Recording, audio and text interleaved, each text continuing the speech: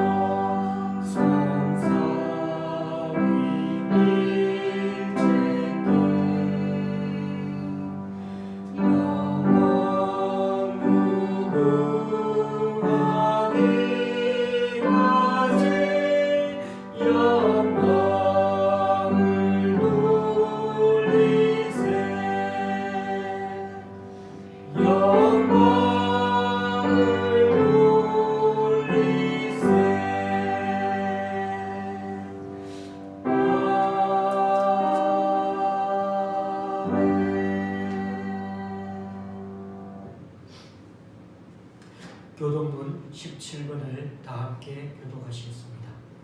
교동문 17번입니다.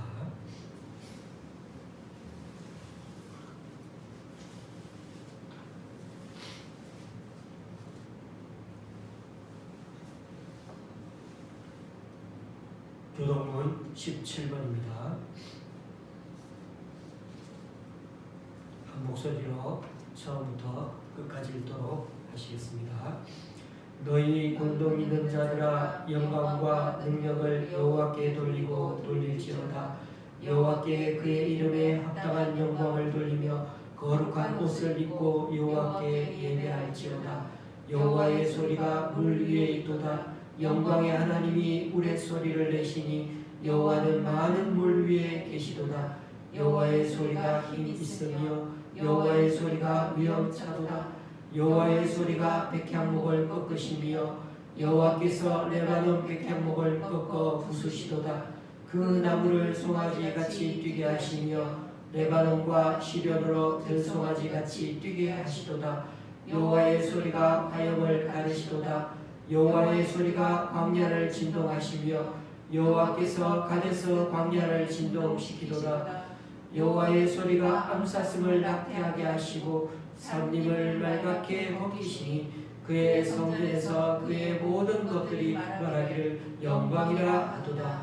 여호와께서 홍수 때에 좌정하셨으며 여호와께서 영원하도록 왕으로 좌정하시도다. 여호와께서 자기 백성에게 힘을 주시며 여호와께서 자기 백성에게 평강의 복을 주시리로다. 아멘. 찬송가 564장입니다.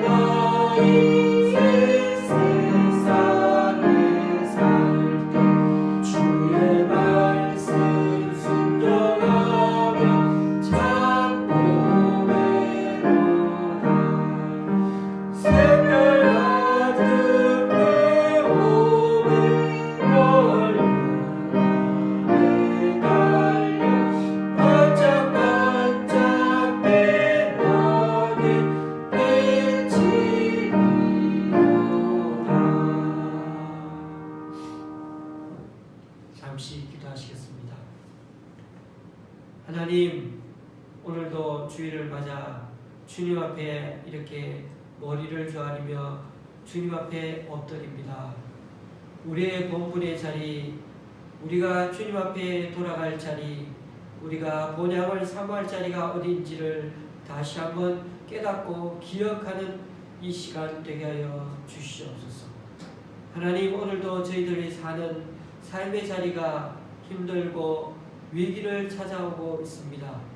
주님께서 긍휼히 여기셔서 이 땅에 주님께서 내려주신 수많은 어려움과 고통 중에서도 하나님께서 긍휼을 베풀어 주셔서 속히 이 땅에 평안과 하나님의 놀라우신 긍휼으로 다시 한번 우리들을 회복케 하여 주시기를 간절히 기도합니다.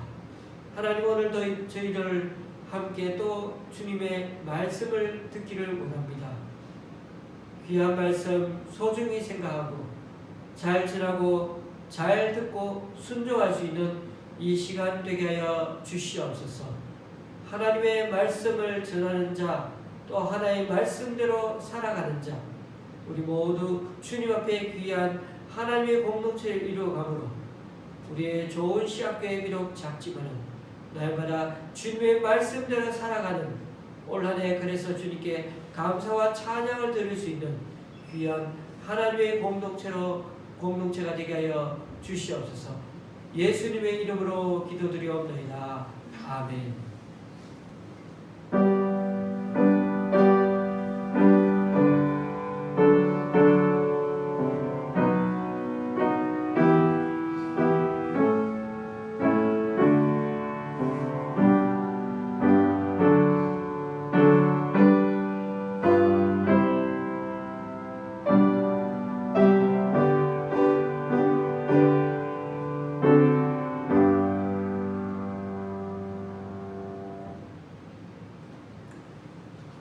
오늘 우리에게 주시는 하나님 말씀은 베드로후서 1장 3절에서 11절까지입니다.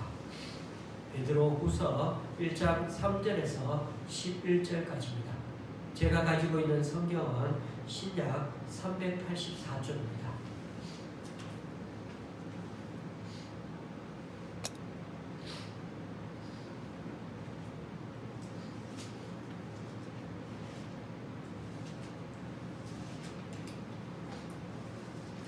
베드로후서 1장 3절에서 11절까지입니다.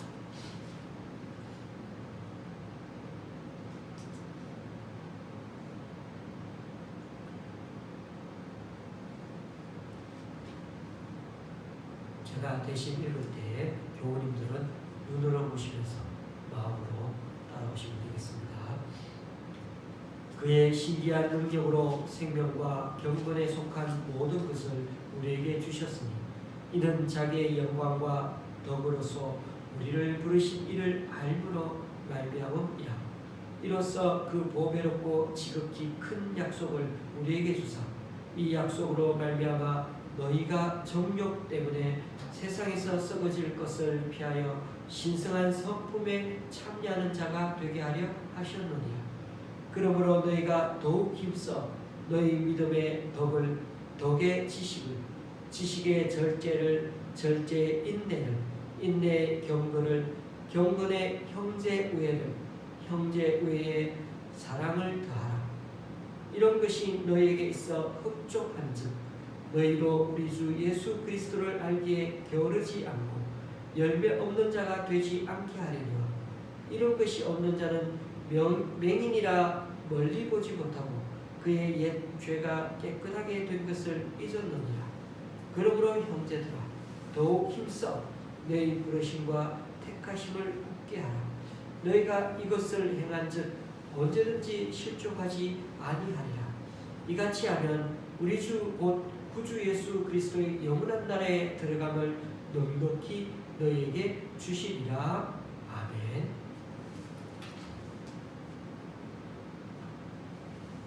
베드로전서는 예수님의 제자 베드로가 박해를 당하는 그리스도인들을 위해 쓴 편지입니다.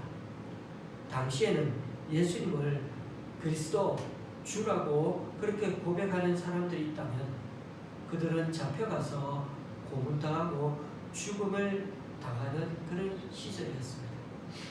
이때가 네로가 로마 황제이던 때의 일입니다. 그리고 이후 250여 년 동안이나 그리스도인들은 박해와 탄압을 당했기 때문에 다들 오랫동안 숨어 지내야 하는 그런 힘든 시기를 보내고 있었습니다. 그래서 베드로 전서를 보통 소망의 서신이라고 부릅니다.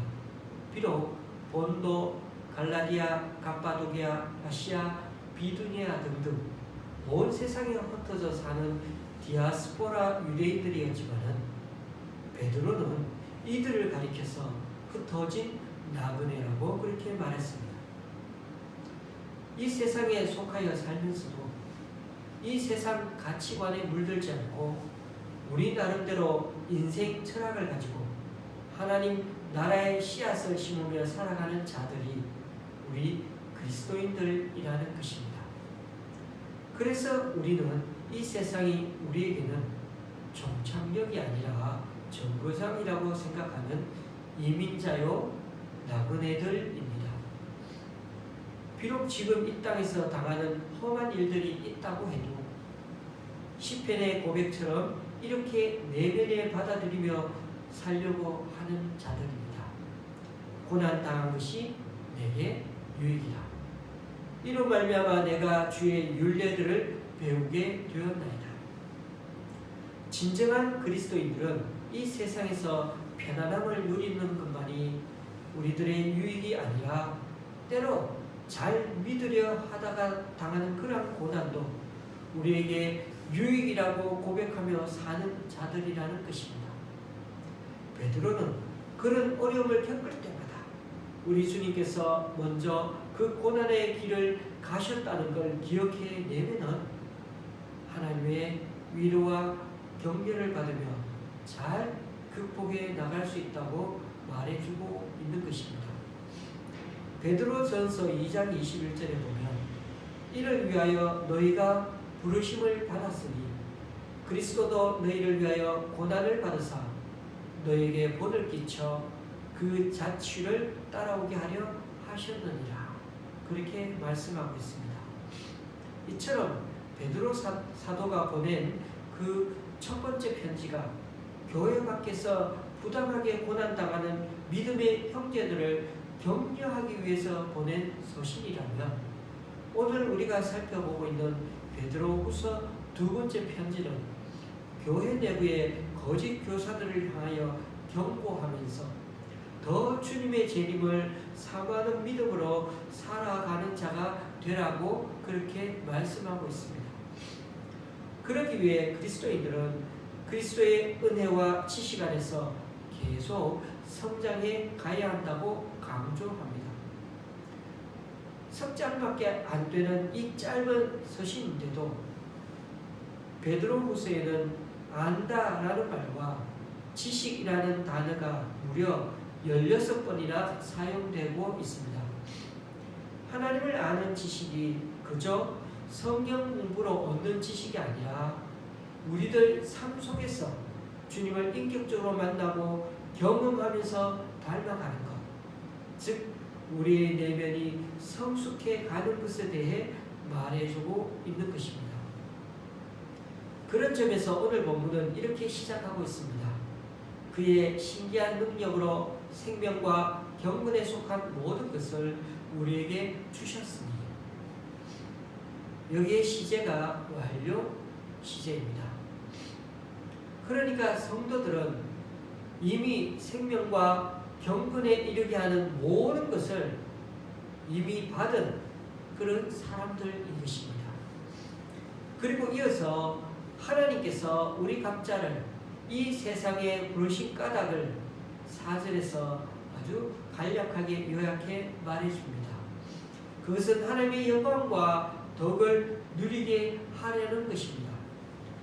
사람이 감히 하나님께 속한 영광을 누리고 또 하나님을 닮아가는 속성이 있다면 그거야말로 우리 인간은 얼마나 엄청난 특권을 누리는 것이 되지 않겠습니까? 그런 점에서 우리가 지금 이렇게 숨쉬며 살아가고 있다는 것은 다 하나님이 베푸신 소중한 선물입니다. 그러하기에 우리가 이 땅에 살아갈 때 하나님의 부르심에 합당한 흔적을 남기며 살아가야 하지 않겠습니까? 그래서 4절 말씀처럼 정욕에 사로잡혀서는 언젠가 다 사라지고 썩어질 것들을 붙잡으며 살지 말고 신성한 성품에 참여하는 자가 되어 살라고 말씀합니다. 그렇습니다. 참된 바른 신앙은 하나님을 닮아 자라가는 것에 있습니다. 내가 얼마나 하나님의 성품을 닮아가고 있나? 이게 우리 신앙의 척도가 되어야 한다는 것입니다. 서점에 가보면 지금도 새로운 책이 얼마나 많은지 재미있고 도움되는 책들이 참 많습니다. 책을 읽다 보면 금방 시간이 갑니다. 책 한 권 읽는데 사람마다 개인차가 있지만은 한 주에 한 권 읽는 거 쉽지 않습니다.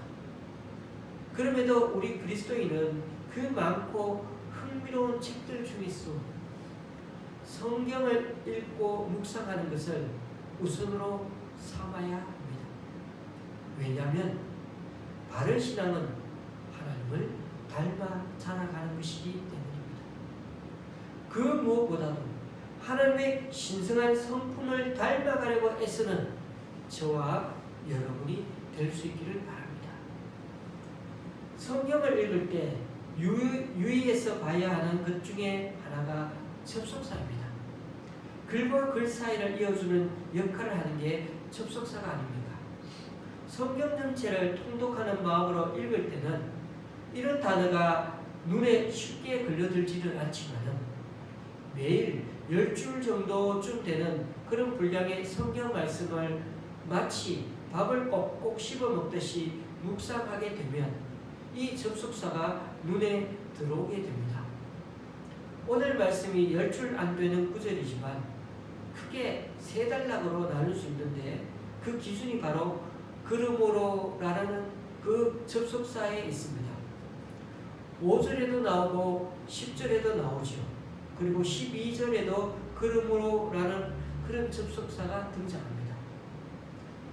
3절, 4절은 하나님이 우리를 불러주셔서 하나님의 그 영광에 그리고 하나님의 성품을 닮아가게 하신다는 말입니다.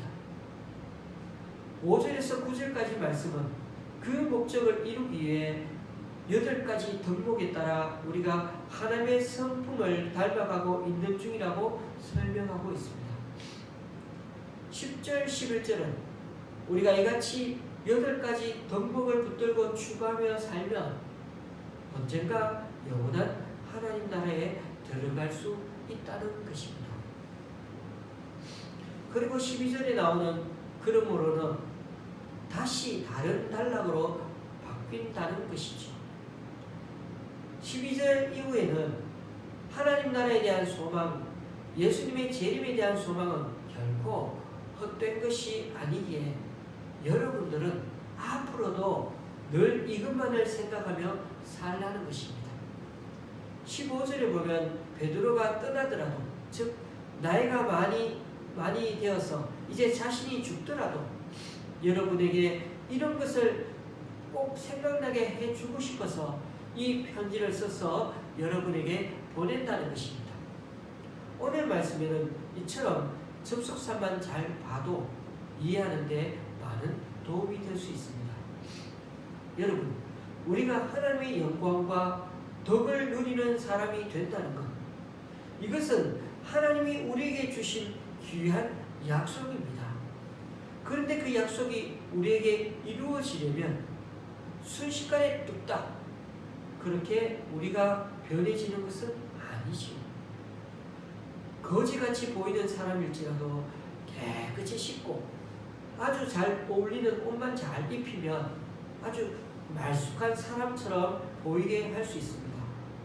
그처럼 교회만 잘 다니면 그리고 또 교회 사람들과 잘 어울려 살기만 하면 아주 신앙이 좋은 사람처럼 때로 보일 수도 있습니다. 어느 정도는. 그러나 하나님 나라에 들어가는 일은 그렇게 한다고 해서 들어갈 수 있는 것은 아닙니다. 하나님 나라에 맞는 예복이 따로 필요합니다. 하나님의 사람으로 부름받은 사람은 하나님을 닮은 그 성품의 복장으로 하나님 나라에 들어갈 수 있는 것입니다. 이 세상이 너무 좋아 정욕에 이끌려 살면서 마음까지 부패해버린 사람이 어떻게 하나님의 성품을 닮아서 하나님 나라에 갈 수가 있겠습니까? 5절에서 7절 말씀을 제가 읽어보겠습니다. 그러므로 너희가 더욱 힘써 너희 믿음의 덕을, 덕의 지식을, 지식의 절제를, 절제의 인내를, 인내의 경건을, 경건의 형제 우애를, 형제 우애의 사랑을 더하라. 여러분, 동사에 주의해 보십시오. 여기엔 동사가 2개밖에 나오지 않죠. 더욱 힘써 그리고 더하라. 더욱 힘써야 한다는 것입니다. 10절에도 더욱 힘써라는 말이 나옵니다. 더욱 힘써라는 원어를 직역하면 할 수 있는 모든 노력과 열성을 더하라는 뜻입니다. 그리고 거기에다가 사랑을 더하라고 했죠.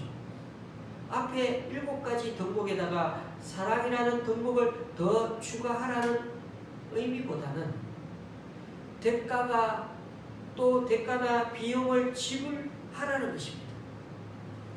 그만큼 대가나 비용을 지불해서라도 그렇게 더하면서 노력하면서 그렇게 전력을 다해 애쓰면서 이 8가지 신의 성품 덕목을 쫓아가야 한다는 겁니다.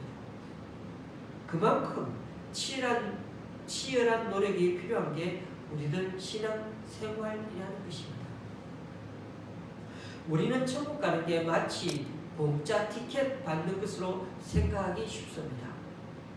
그래서 은혜로 구원받는다는 그 생각 때문에 우리 개신교에 가장 부족한 것이 수행이고 훈련입니다. 더 나은 존재가 되기 위한 그런 치열한 자기 닦음의 과정이 부족하다는 말입니다. 여러분, 행위가 아니라 믿음으로 구원을 얻는다는 이 바울의 말이 왜곡되어 받아들여지면 안 됩니다. 이 말은 행위가 필요 없다는 말이 아니라 구원을 마치 인간의 공로에 대한 보상처럼 받아들여서는 안 된다는 뜻일 뿐입니다. 물론 우리는 하나님의 은혜로 구원을 받는 건 명백한 그런 사실입니다. 그러면서도 중요한 것은 하나님의 영광과 덕을 누리는 자리에 나아가려면 지금 신앙생활은 곧 생활 신앙이 되어야 한다는 것입니다. 우리가 고백하는 것은 우리들 삶의 현장에서 삶으로 구현해내야 한다는 것입니다. 참 믿음의 사람이 되기 위해서는 기도의 삶도 있어야 되고 묵상의 삶도 있어야 되고 감사의 삶, 실천의 삶, 그리고 혼신의 삶, 단순한 삶을 자꾸만 훈련해 나가야 한다는 것입니다.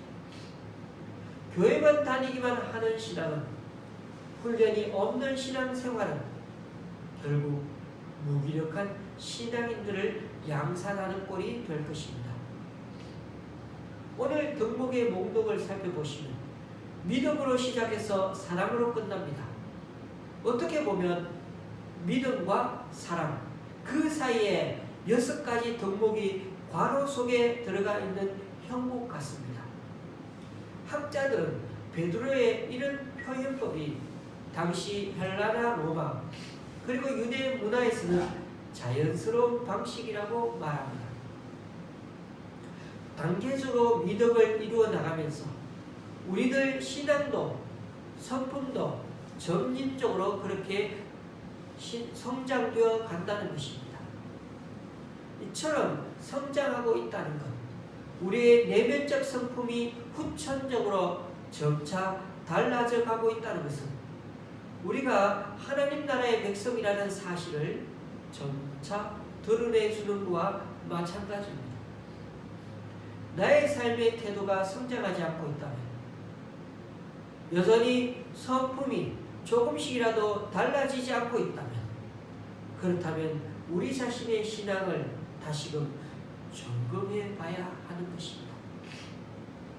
여러분, 이 세상에서 열심히 해서 받는 상장과 트로피는 세월이 지날수록 색이 바래질 것입니다.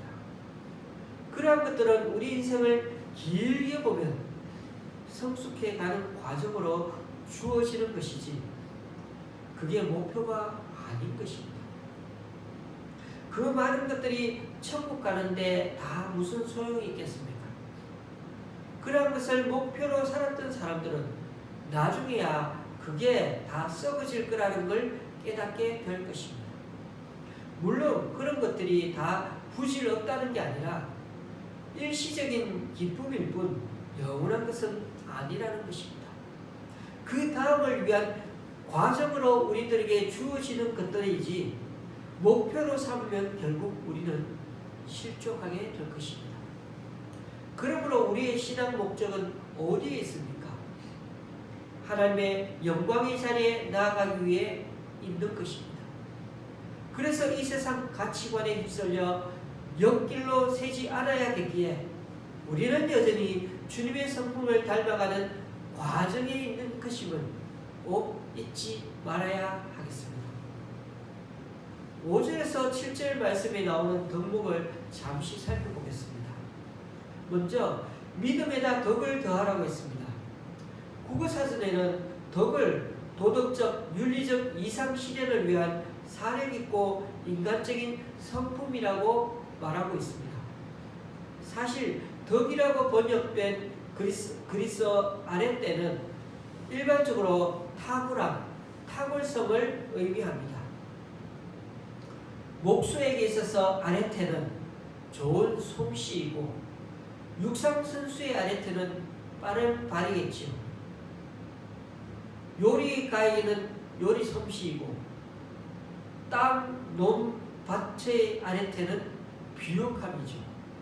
그렇다면 믿는 우리들의 아레테는 탁월함은 무엇일까요? 예수님께서는 너희 의가 율법학자들과 바리새파 사람들의 의보다 낫지 않으면 어떻게 된다고? 너희는 하늘나라에 들어가지 못할 거라고 하셨습니다. 그렇습니다. 우리 믿는 사람들은 도덕적인 삶에 있어서도 아랫대 탁월함을 보여야 합니다. 덕에 더할 것은 지식입니다. 여기서 말하는 지식은 그저 이 사회에서 습득하는 정보를 가리키는 게 아닙니다. 실천적인 지혜 또는 분별력을 뜻합니다. 성경은 지식의 근본은 여호와를 경외하는 것이라고 가르칩니다. 세상에는 정말 똑똑한 사람이 참 많더군요. 그렇지만 그런 똑똑하고 탁월한 사람들 중에서 자신들이 알고 있는 것을 하나님의 뜻에 비추어서 다시금 재해석할 수 있는 사람은 그리 많지가 않습니다. 그런 탁월한 세상 지식을 가졌어도 하나님의 뜻을 분별해내고 거기에 적용시키는 사람은 별로 없다는 것입니다. 그런 점에서 우리 믿는 사람들은 세상 사람들이 보는 것에 쉽게 동조하기보다는 그 지식의 영적 분별력을 가지고서 나 자신과 세상을 하나님의 시각으로 바라볼 수 있어야 합니다. 어떤 사람은 열심은 있는데 분별력이 없는 경우도 많습니다. 그렇게 되면 거짓 교사들의 꿰매에 쉽게 빠집니다. 요즘 유튜브를 많이들 보십니다. 거기에 나오는 얘기들 때로 유용한 내용도 많습니다만 여러분 유튜브 내용 절대로 고지고대로 다 믿으면 안 됩니다. 유튜브를 사용해서 일반인들에게 알리고 방송한다는 것은 자신의 주장을 어떻게든 알리려고 하는 의도가 다분히 거기에 많습니다. 또 한편으로 과장된 표현을 많이 했으라도 어떻게든 돈을 버는 수단으로 삼으려고 하는 사람들도 참 많이 있기 때문에 정말 분별하면서 볼 줄 알아야 합니다. 단순하게 생각하고 열심만 많은 사람일수록 속기 쉽습니다. 그리고 주님이 주신 것이 아닌 지식들은 사람을 교만하게 할 때가 많으니까 늘 유의해서 선별해서 받아들여야 할 것입니다. 지식에 더할 것은 절제입니다. 절제란 자기 자신을 제어할 수 있는 능력입니다. 절제에 대칭되는 말은 과도함 혹은 넘침입니다. 옛말에도 지나침은 미치지 못함과 같다 이런 말이 있습니다. 절제할 수 있어야 삶이 담백해지는 것입니다. 우리가 살고 있는 자본주의 세상은 어떻게든 욕망을 확대 재생산함으로써 그것을 유지해가는 사회입니다. 그런데 그 욕망의 길에 접어든 사람들은 신기하게도 깊은 만족으로부터 점점 더 멀어져 갑니다. 만족할 줄을 모른다는 거죠. 전도서는 그래서 이렇게 말합니다.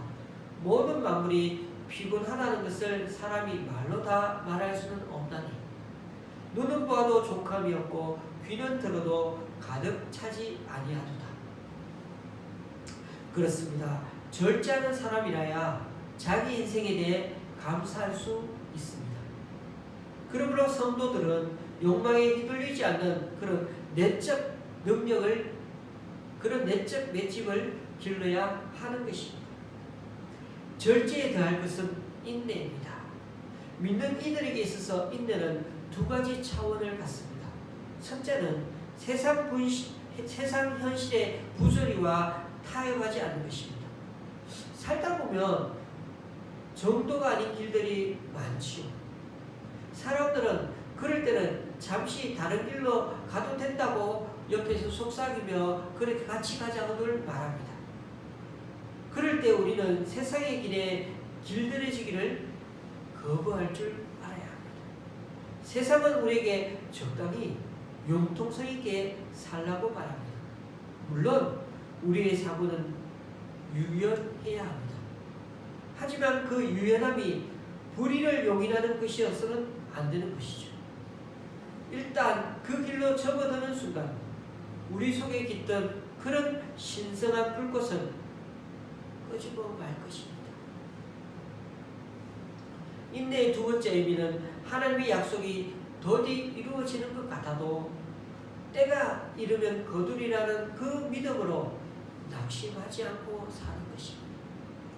다니엘과 그의 친구들은 하나님의 구원을 확신했지만 그리 아니하실지라도 우상 앞에 절할 수는 없다고 단호하게 말하지 않았습니까? 그것이 바로 인내입니다. 인내에 대할 것은 경건입니다.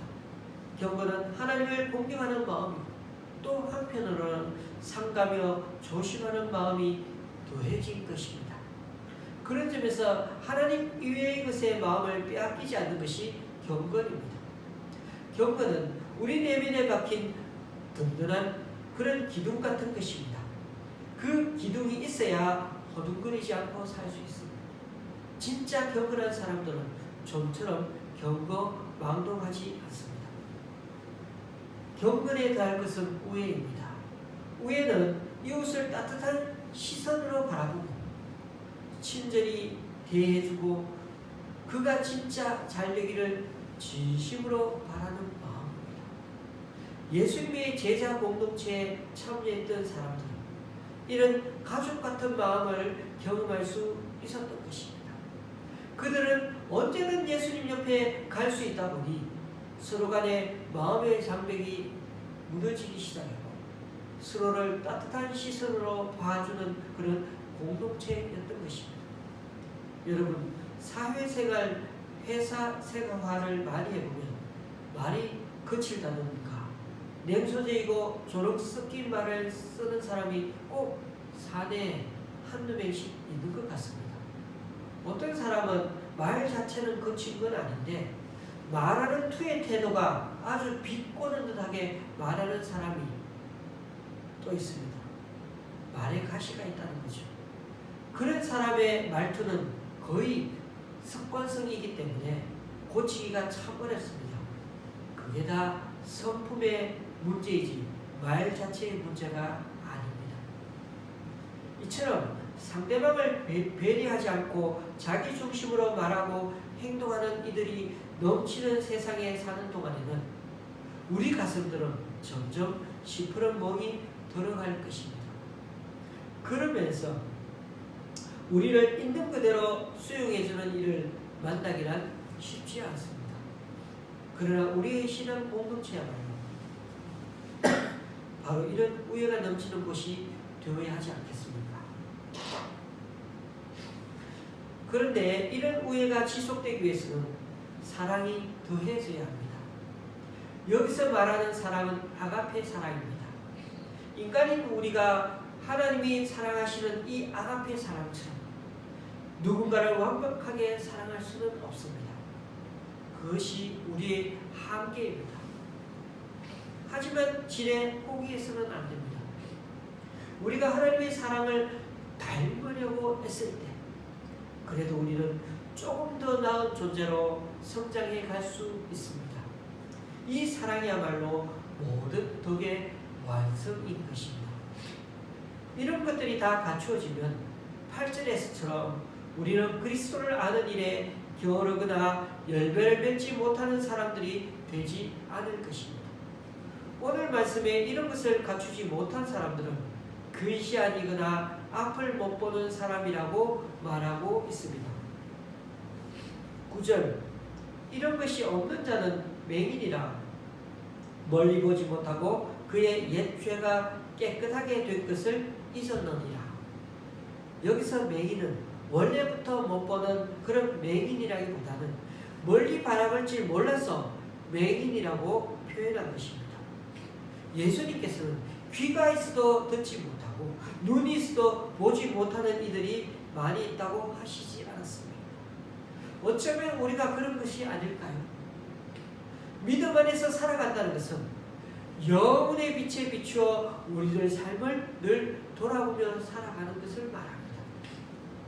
어쩌면 하나님 보시기에 아무 가치 없는 것들을 지금도 여전히 좋다면서 품에 꼭 껴안고 온통 마음을 빼앗긴 채 그렇게 살아가고 있는지 우리 자신을 늘 돌아보며 살아가야겠습니다.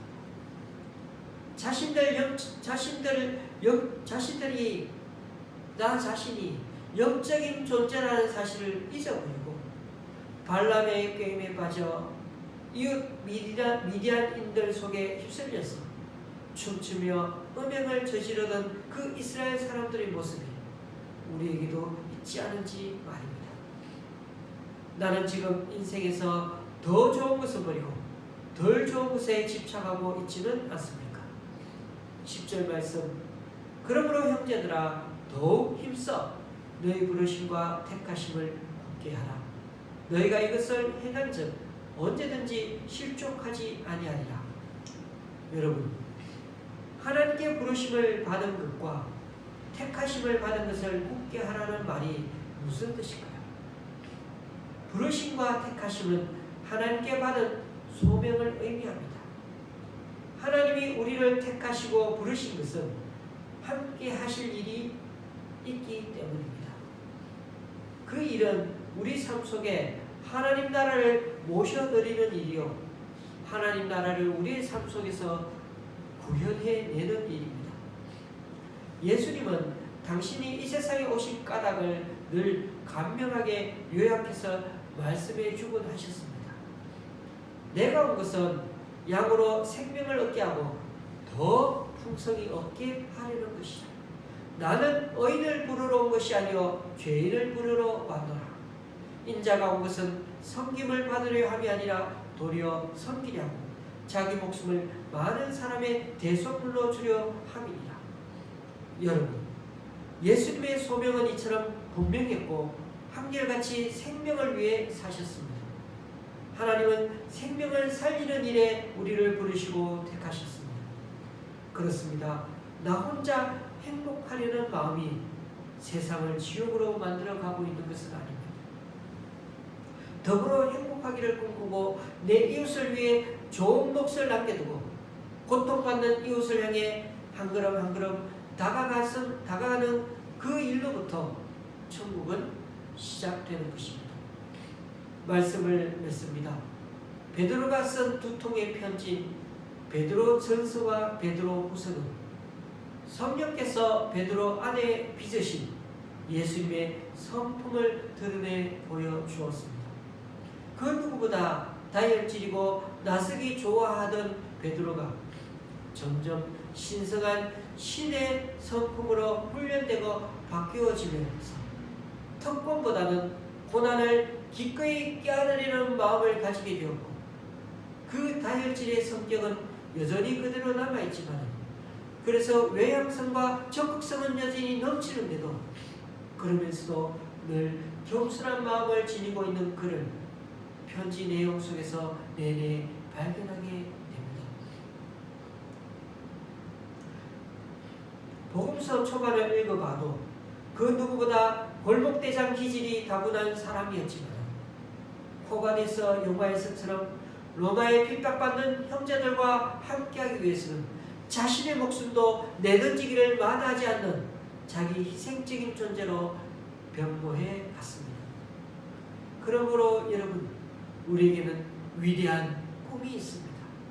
어떤 목사님은 총회에 큰일을 한다면서 결국은 노예를 2개로 쪼개버리고 돈 안 되는 개척교회는 노예에서 쫓아내기도 합니다. 그러나 그렇게 해서 종교계의 골목대장이 되면 뭐하겠습니까? 그런 사람의 야망이야말로 주님 보시기에 세상보다 더 악하고 역겹기까지 합니다. 이런 야망의 길은 생명을 더 이상 자라지 못하게 하고 성도들의 여린 가슴들을 시퍼런 멈투성이로 만들 것입니다. 여러분, 우리에게 진정 위대한 꿈, 그것은 하나님의 성품에 참여하는 것입니다. 베드로 사도 또한 그 누구보다 담대한 확신을 갖고 있으면서 자신을 내세우지 않는 그 성품으로 예수 그리스도의 종이 되기를 늘 소망하며 살아갔습니다. 그런 점에서 오늘부터라도 기독교인다운 품성을 내면화하기 위해 치열하게 노력하는 우리가 되기를 기원합니다. 주님이 앞서 걸어가신 그 길을 따라 걸어가면서 우리 모두 흔들리지 않는 하나님 나라의 위대한 상속자들이 앞으로 다 될 수 있기를 주님의 이름으로 간절히 축원합니다. 기도하시겠습니다. 주님, 우리들은 이미 생명과 경건에 이르게 하는 모든 것을 받은 사람들입니다. 주님께서는 우리를 통해 하나님의 영광과 덕을 누리며 살기를 원하십니다. 사람이 감히 하나님께 속한 영광을 누리고 하나님을 닮아가는 속성이 있다면 그야말로 엄청난 특권이요 위대한 꿈이 아니겠는지요. 이후 우리들이 숨쉬며 살아가는 동안에도 이렇게 베풀어 주신 이 소중한 선물을 더욱 힘써 할 수 있는 모든 노력과 열성으로 또 대가와 비용을 들여서라도 부단히 훈련하며 애쓰려 해서 하나님의 신성한 성품과 덕목을 닮아가는 우리들 되게 하여 주시옵소서. 그리하여 우리들 신앙생활이 이제는 생활신앙이 되어서 늘 우리들 삶의 현장에서 구현해내고자 기도의 삶, 묵상의 삶, 감사의 삶, 실천의 삶, 헌신의 삶, 단순한 삶을 적용하고 다듬어가는 우리들이 다 되게 하여 주시옵소서. 믿음 안에서 살아가는 것은 결국 영혼의 빛에 비춰 우리의 삶을 돌아보며 사는 것임을 잊지 않게 하여 주시옵소서. 주님, 우리가 영적인 존재라는 사실을 잊지 않고 살아가게 하여 주옵소서. 하나님 보시기에 아무 가치 없는 것들을 여전히 좋다면서 품에 오래 두고 온통 마음을 빼앗긴 채 살아가고는 있지 않는지, 지금 인생에서 더 좋은 것을 버리고 덜 좋은 것에 집착하고 살아가고 있는 것은 아닌지, 그러므로 우리에게 진정 위대한 꿈이야말로 하나님의 성품에 참여한 것인 줄 알고 베드로 사도처럼 자신을 내세우지 않고 철저히 주님의 종이 되어 신성한 주님의 성품을 내면화하며 살아가고자 치열하게 노력하는 우리들 되게 해주시고, 그리하여 우리 모두 언젠가는 주님 나라의 상속자들이 다 되게 하여 주시옵소서. 예수님의 이름으로 기도드립니다. 아멘. 찬송가 452장입니다.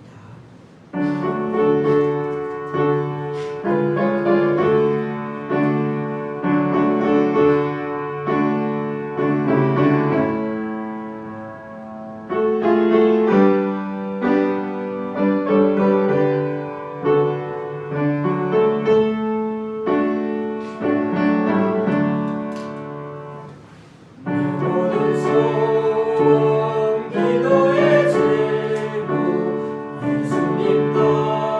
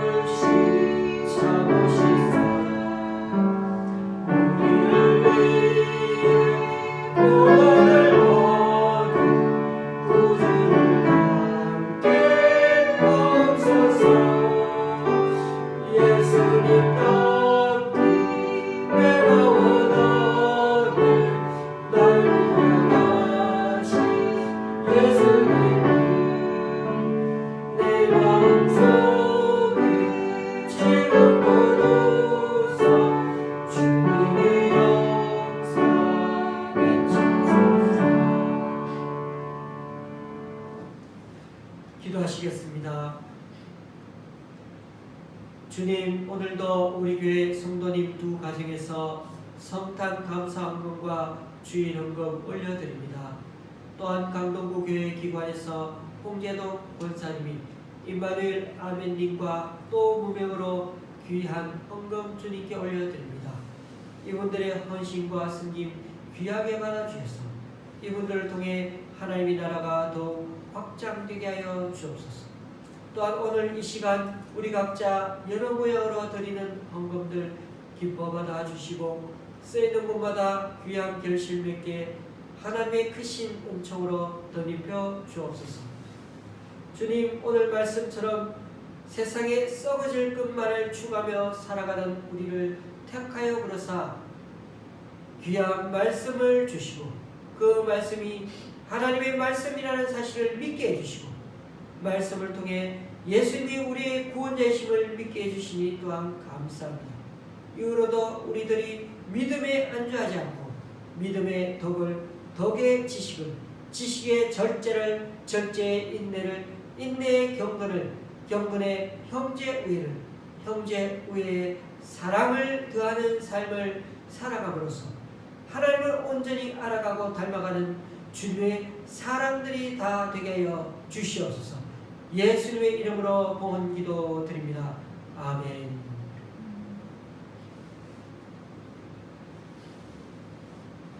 여전히 코로나 확진자 수가 1,300명대로 올라섰습니다. 모두 건강히 스스로 그렇게 격리하면서 앞으로도 잘 지내셨으면 좋겠습니다. 이번 주 목요일에 송구영신 예배를 각 가정에서 드리게 됩니다. 이날도 영상을 올려놓겠습니다. 다만 31일에 내년 신년 말씀 요절을 가정마다 그렇게 전달하려고 했는데 아무래도 코로나 확진 추세가 남다르기 때문에 잠정적으로 중단하고 좀 추이를 보도록 하겠습니다. 그렇지만 우리 성도님들 불안해하지 마시고 움츠려 있지 마시고 2021년 새해에 대해서 정말 각자 새 결심, 새 다짐을 갖고 힘차게 출발하는 그런 한 해가 되었으면 좋겠습니다. 찬송가 322자입니다.